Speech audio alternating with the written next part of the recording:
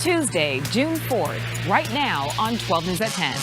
It's a bill that would allow law enforcement to go after people crossing our border illegally. But does Arizona have the money to fund it? We're finding out tonight. Thieves targeting a pharmacy, stealing narcotics. Tonight, I talked to the pharmacy's owner, who says this isn't the first time it's happened, describing this scheme as organized crime. An excessive heat warning goes into effect tomorrow. I'll let you know when we could see a high of 114 and break a record coming up in my full forecast. And as temperatures climb, are utility companies allowed to shut off your power for unpaid bills? We'll break down how customers are protected. 12 News at 10 with Mark Curtis and Caribe Divine starts now. And we begin tonight with the new controversial border bill that will now be decided by Arizona voters. Good evening and thanks so much for joining us for 12 News at 10. I'm Caribe Divine. I'm Mark Curtis. HCR 2060, better known as the Secure the Border Act, would allow all law enforcement agencies to arrest people crossing the border illegally. But a nonpartisan committee says that voters approving it would come at a significant cost to the state. 12 News journalist Chase Golightly read that committee's report. And Chase, it points out that there is no funding associated with this bill to pay for law enforcement. Creepy, Mark, and that could create some serious problems for the taxpayers here in Arizona. Those organizations and nonpartisan groups looked into just how much this would cost and estimate it could be hundreds of millions of dollars to billions every single year. It's a bill that has led to several protests. The Secure the Border bill would allow police officers, sheriff's deputies, state troopers, any law enforcement entity to arrest people crossing our border illegally. But the cost associated with that is raising concerns. If this bill gets approved by voters, how much is it going to cost taxpayers? We estimated the cost at being at least $325 million based on how it was introduced about a month ago. Dave Wells with the Grand Canyon Institute says his research looked into costs for enforcing HCR 2060. One issue he discussed, the bill makes it a crime to submit fraudulent documents to the E-Verify system, which he says will put further strain on court costs. But if you were to incarcerate 9,000 more people in Arizona for 6 months, it would cost about $140 million. The bill was modeled after a Texas bill that does nearly the same thing. But Wells points out Texas allocated more than $1 billion to fund enforcement. Even though Arizona has a smaller border compared to Texas, Wells says our state still can't spare the money. At the same time, we have teacher shortages and other kinds of infrastructure needs in the state, and this is going to compete with those for that. And so that's going to be a real challenge. GCI isn't the only organization looking into this. A report done by the Federation for American Immigration Reform estimates HCR 2060 will cost the state $3.2 billion annually. Both are listed in this joint legislative budget committee report, a nonpartisan group that researches costs for bills. It claims the Arizona Department of Public Safety would spend millions of dollars for enforcement, courts would have to pay more for transportation and interpreter services, and the Department of Corrections would have to pay about $17 million in 2025 to house all the inmates. Now, there is a disclaimer saying more data needs to be collected, but lawmakers believe this is a bill that needs to pass. We know that the dangers at the border are real. This is about life and humanity. And Chase, this is a bill that really falls on law enforcement to take action. Did you hear from any agencies who are either for or against this? Well, Creepy, I did reach out to several local and state agencies. They didn't want to comment on this, but just speaking with sources involved in those law enforcement organizations, they say that they don't have the staffing or funding to carry out this bill if it's approved by voters in November. They're also concerned that the legislature hasn't attached any funding to this. They're hoping that could change once a budget is released later this year, so we'll have to wait to see. For now, we're live in Phoenix. Chase Golightly, 12 News. Chase, thanks. New tonight, fire crews in Fountain Hills were able to put out a fire that forced some residents in the area to evacuate just as a precaution. Fountain Hills Fire responded to the Fountain Hills Boulevard and Arrow Drive around 8 o'clock tonight. The fire was burning in a wash between the two streets, and crews immediately started working to protect nearby homes. They were able to get it fully contained by 8:30, saying there's no longer a threat to the community. If you are a hiker, we have a reminder for you tonight. All Phoenix trails will close tomorrow through Friday from 9 a.m. until 5 p.m. because of the heat. Last year, the city voted to extend the closure hours on days with excessive heat warnings. Previously, trails were closed from 11 a.m. until 5. Phoenix Fire pushed for the change, though, saying that they responded to as many as 4 rescues in a day last summer. Let's check in with meteorologist Lindsay Riley. And Lindsay, we're about to go from hot to dangerously hot. Dangerously hot for the next 3 days, and that's why we have an excessive heat warning beginning tomorrow through Friday evening for all of western Arizona, south central, the lower elevations of Yavapai County, and the lower elevations of the Grand Canyon. Temperatures are going to be as hot as 114 degrees, which is very dangerous. It's the first excessive heat warning for the year, and tomorrow will be our first 110 of the year. We'll be 3 degrees shy of a record high tomorrow, but still very hot. Then we have Thursday, which will be the hottest. That's going to be our record breaker, hitting 114. The record for the date is 111. Then we'll hit 113 on Friday and 109 on Saturday, staying slightly below the records for those days. Even up in the high country, Flagstaff will be close to 90, and we will have 90s in the White Mountains, also along the rim, and some triple-digit temperatures around Sedona. Caribe. All right. Thanks, Lindsay. And we're continuing to track several wildfires that are burning along State Route 87 right now, starting with the Adams Fire, which started near Fort McDowell on Sunday. More than 200 firefighters are still working on it, with the fire now growing to over 5,000 acres with 30% containment. Officials say that the fire is believed to be human caused. Meanwhile, to the north, the Spring Fire is burning near State Route 87 and Bush Highway. The fire is over 4,000 acres and is now 70% contained. Officials believe that this one was also human caused. And to help prevent more wildfires, much of the state will enter Stage 1 fire restrictions this week. The Coconino, Prescott, and Tonto National Forests will all enter those restrictions beginning Thursday morning. The city of Flagstaff will do the same thing, along with BLM-managed lands in 7 Arizona counties. Under Stage 1 restrictions, fires are not allowed unless they're within an official campfire ring. Smoking and shooting a gun are also banned in most circumstances. Violations are a federal crime and could result in jail time. The Yavapai County Sheriff's Office is asking for the public's help in identifying the suspects who broke into a pharmacy and stole narcotics. It happened early yesterday morning in Cordes Lakes, and tonight we're hearing from the owner. 12 News journalist Bianca Bono is joining us now from the newsroom after speaking to the owner earlier today. And Bianca, sadly, he said that this isn't the first time that this has happened. No, Caribe. He said his pharmacies have been targeted multiple times since 2022, and he describes this all as organized crime.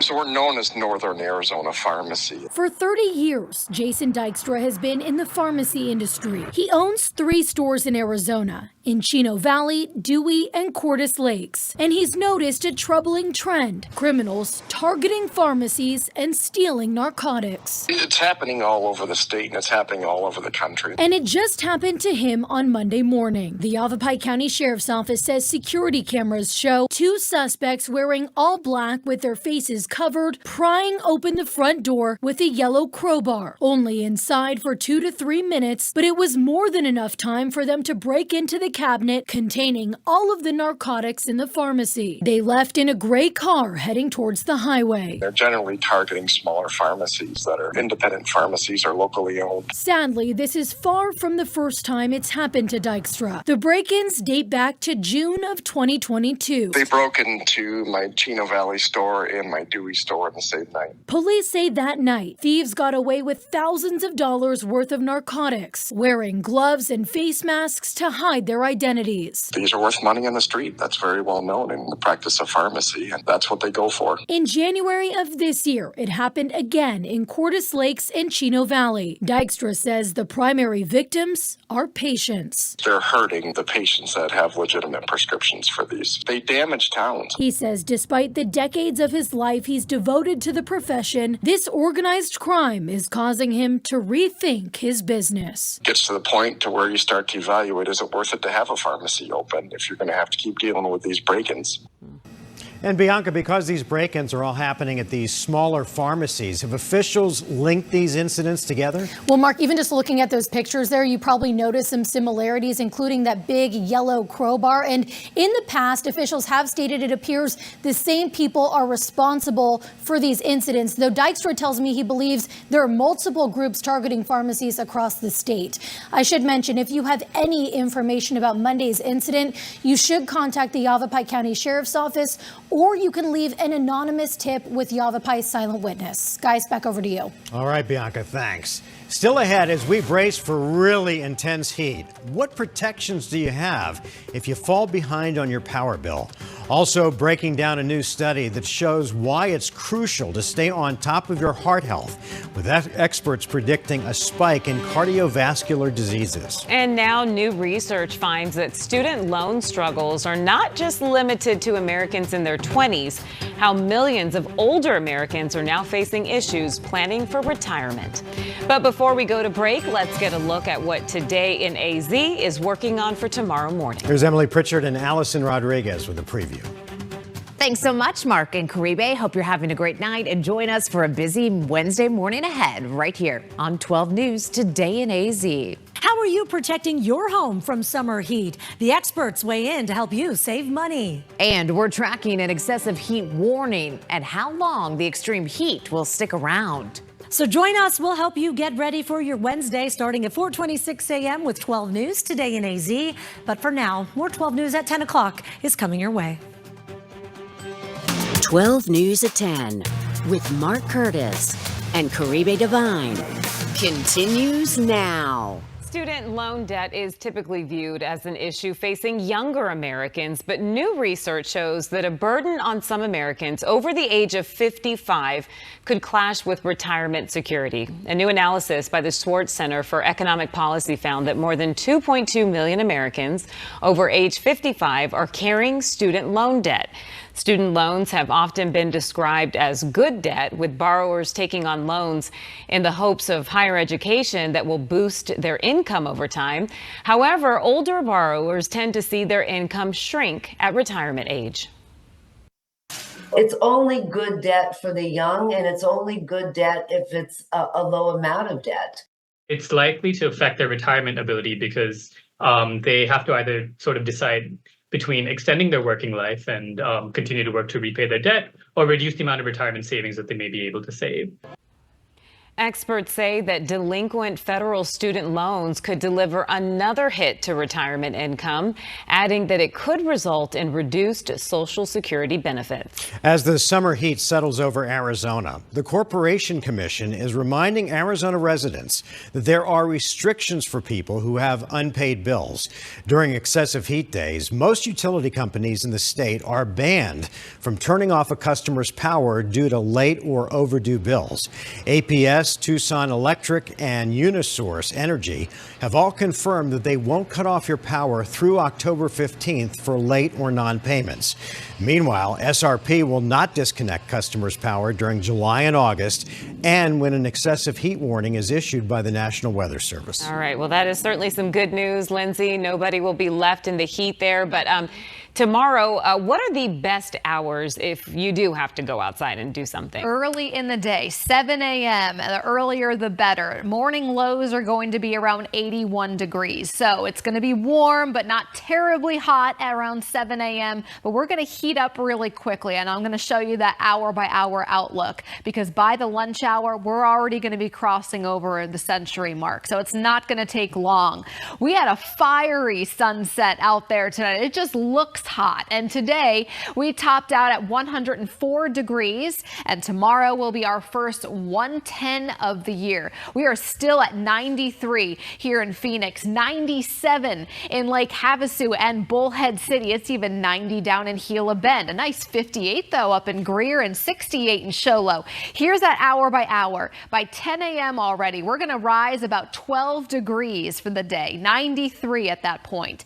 Then up to 96 by 11. 11, and noon is when we cross over the century mark. Temperatures will continue to climb from there. Typically, the hottest hours of the day are between 3 and 5, and that's when we're going to reach 110 degrees in Phoenix, 107 in Chandler and Queen Creek, 108 out towards Surprise, and 109 in Goodyear. Across the rest of the state, check out Lake Havasu, 112 tomorrow. Even Kingman getting over the century mark. Sedona is going to be camping right out about at 100 tomorrow. Same thing with Globe, 106 in Safford, 92 in Show Low, and just below 100 also up toward Page. And then it gets even hotter. So Thursday is the record-setting day, 114 degrees, and then 113 on Friday. We do slide into the 105 to 109 range on Saturday into early next week. However, that still is above average for the time being. Fire risk tomorrow will be low to moderate. We're 2s and 3s on the scale across most of the state.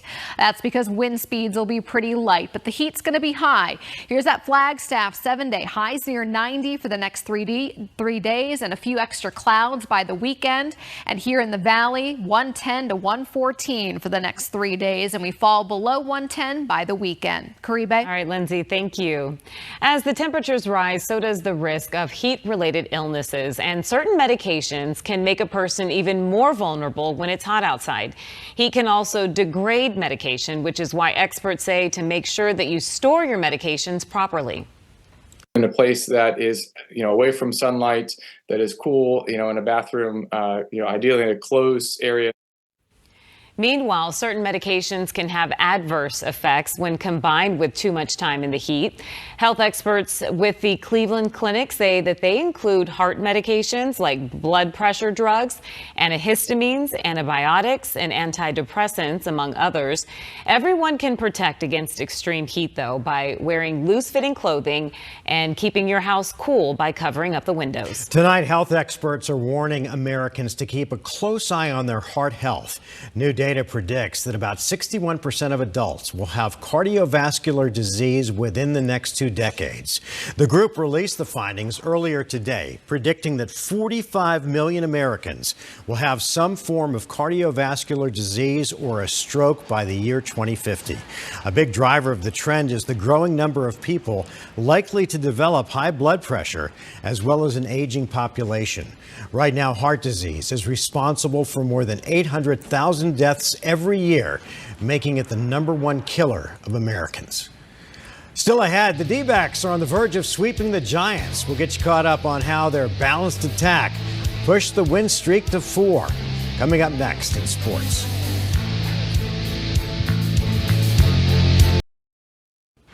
Time for sports with Cam Cox. And Cam, the D-backs look like they are turning the corner. Mark, finally the chaos is falling their way. At some point this season, they're going to get healthy.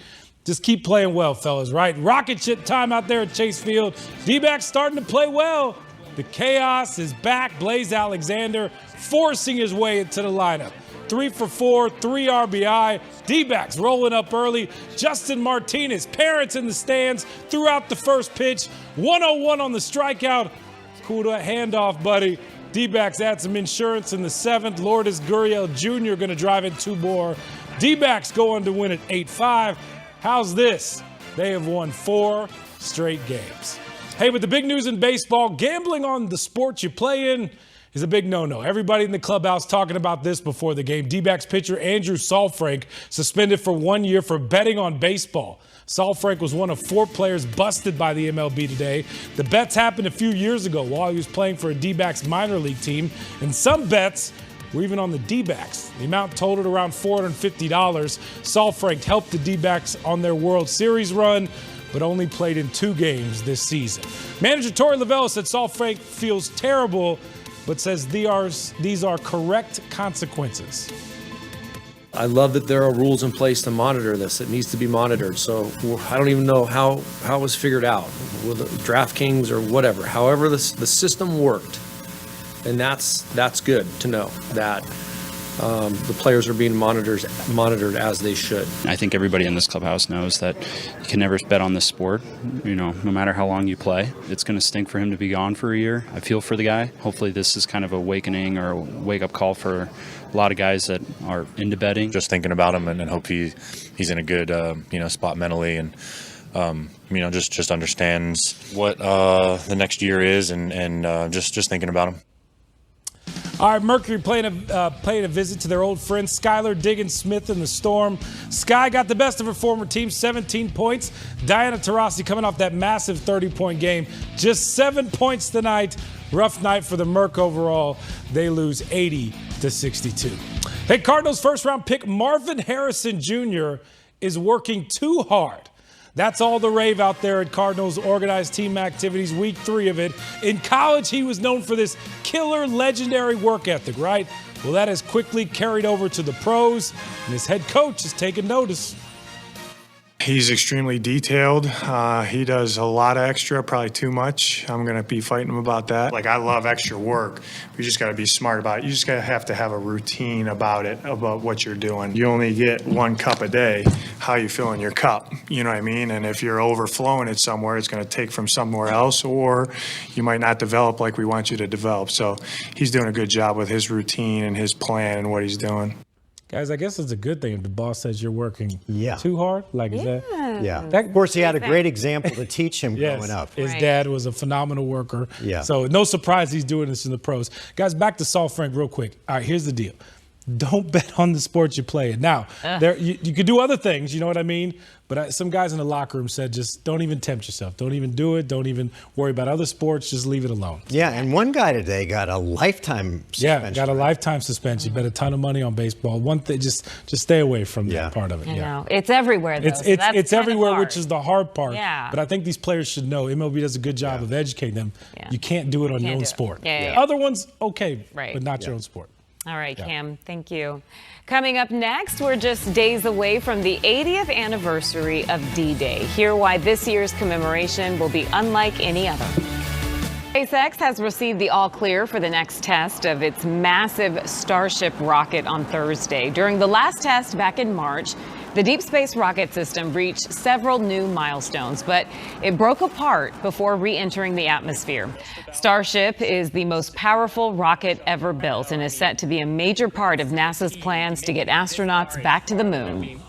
Meanwhile, Thursday marks 80 years since D-Day, and allied nations are pulling out all the stops to commemorate the anniversary. Part of the reason why this year is so important is because it could be the last observance attended by veterans who actually fought in World War II. The youngest out of the nearly 24 American vets who are expected to attend this year, the youngest is 96. And with major commemorations being held every 5 years, this might be the last involving veterans from that war.